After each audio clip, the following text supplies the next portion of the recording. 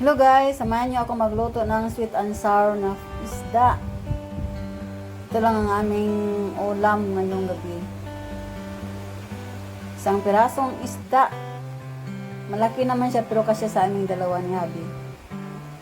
Hinati ko ang isang pirasong isda pagprito. At ito ang mga sangkap, carrots, luya, ahos at bombay.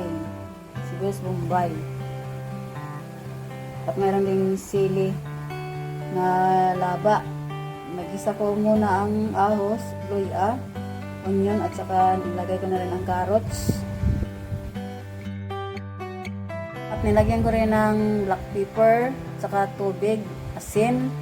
Tinimplahan ko na rin. At nilagyan ko din ng vinegar at saka soy sauce. At pakuluin mo muna natin, takpan mo na. At ito na, nakulo na.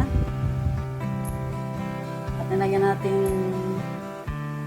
pizza. Wala tayong tomato sauce.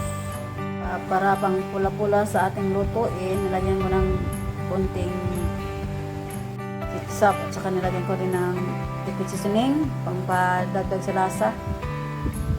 At konting oyster sauce. At nilagay ko na rin ang isda natin na prito. At tinalo-halo. Mikos-mikos ba? Tinagay na natin ang siling laba na hiniwa ko at saka sibuyas dahon. Ito na, luto na. At ito na ang paborit nga ulam ni Habi. Oo, nauna siya kumain kaysa akin. Thank you for watching.